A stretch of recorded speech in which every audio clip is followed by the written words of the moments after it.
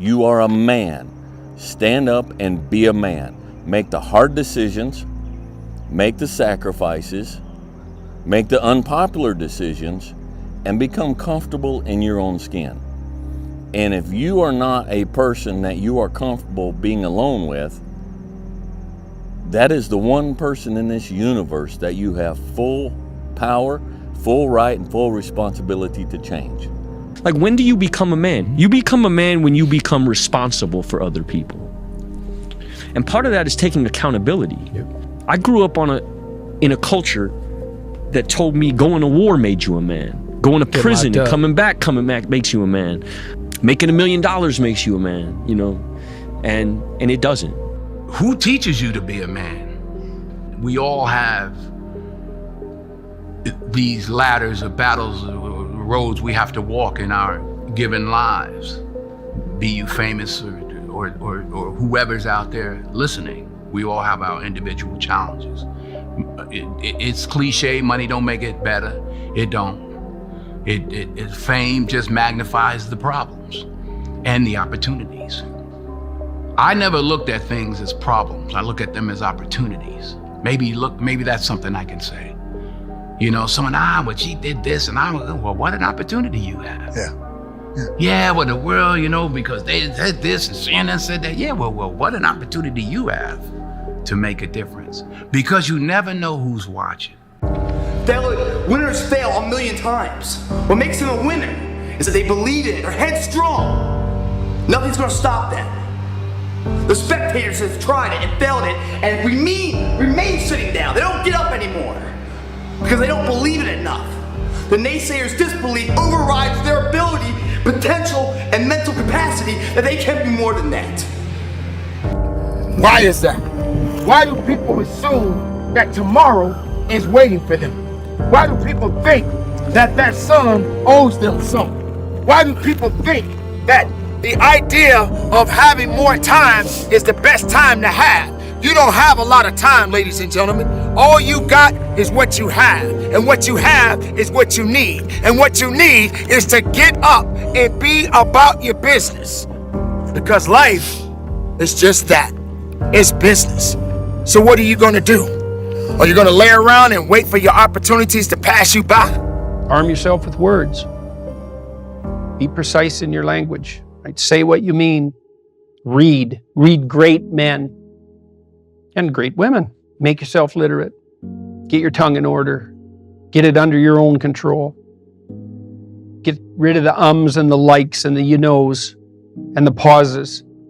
And get rid of everything you say that you only say to impress other people. And just see if you can say what you believe to be true. There's sometimes you could be in a meeting and you could be the smartest guy in the room and you don't want to let anybody know that. Let everybody talk, let everybody think they're smarter than you, but you really know what's going on. There's other times when you're in the room, you could be the least smartest guy in the room, but you got to make them think that you're smarter than them. And if you can master that technique, then you can get just about anything you want in any negotiation. I have found out to be true. Let people talk first. Try to get as much out of them as you possibly can. And then you can kind of figure it out. Like with Gotti, a couple of times I had to sit down with him. I knew that he could never believe that I was winning. So in the midst of the argument, I had to figure out what he really wanted and how I can get what I want, letting him think that he got what he wanted. It's all about how you carry yourself. In the warrior arsenal, we have different tools. We have physical tools like talent, mobility, strength, coordination, techniques, leverage, angles, timing. But if you're talking about mind, we have different tools, visualization, emotional control. In the spiritual side, we have hope, we have faith, we have patience. Those elements, they give you a chance of letting the situation cook in a slow burn and see how it goes. Because if you're impatient, if you don't have the hope, if you're not believing in yourself, but if you faith, you're gonna find the light, you're gonna find the hole, you have the hope, you think it's gonna do well. So you become smoother even in the bumpy rides. So I start to feel like my growth was depending on this growth, not only physical, not only mental, but also spiritual. I think one of the things that people struggle with is actually being very real with themselves. The difference between the difference between understanding who you are versus who you wish you were. And I think that's something that I'm always very fascinated by when I have a meeting like this. Like, what kind of read do you have on yourself? And how, I think I would struggle a lot if I didn't really genuinely know who I was. And then once you know who you are, you get more comfortable with what you're up to. Are you gonna let success sit around and wait for you? You believe that success is your best friend. Success doesn't care about you if you don't care about success. You know why? Because success has already made up its mind. It is going in the direction that it needs to go. It is hunting for the one that wants it the most. But you're not doing the hunting. You're sitting around waiting.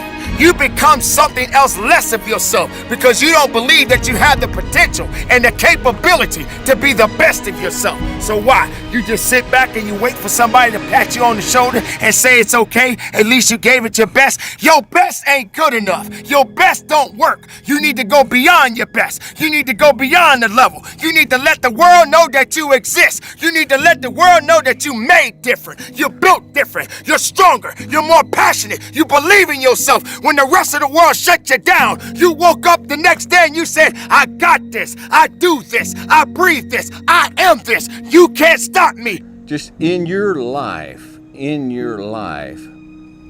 an agent for good. It's kind of like people say, I support the troops. I support the troops. What do you do for the troops? Do you send them care packages? No. Do you walk up to them when you see them in a restaurant, in the airport in uniform, and do you stick your hand out and say, thank you for your service? No, I don't do anything, but I support the troops. No, that just means you're not against the troops. And going through life, become a good man or woman. Second, be a dangerous man. Now, being dangerous is not being a threat. They're two different things. Often the most dangerous man in the room is the quietest man in the room. You can't be a good man, a fully good man, if you're not a dangerous man. All right? To be good is to do good to people, and sometimes doing good to people is protecting those people. It's protecting those people, protecting those around us, all right? Third, be educated. Listen, you want to know how to be a man among men? You start following and reading and listening to guys like Jocko Willett, Jordan Peterson, these guys, and start learning. Start reading. And just, the brain is a muscle, and like any muscle, the more you work it, the stronger it becomes. And lastly, be wise. Now, wisdom, it's a lifetime of study, wisdom is. And wisdom is not what you know. Wisdom is knowing how to apply what you know. Knowledge is knowing that a tomato is classified as a fruit. Wisdom is knowing not to put it in a fruit salad.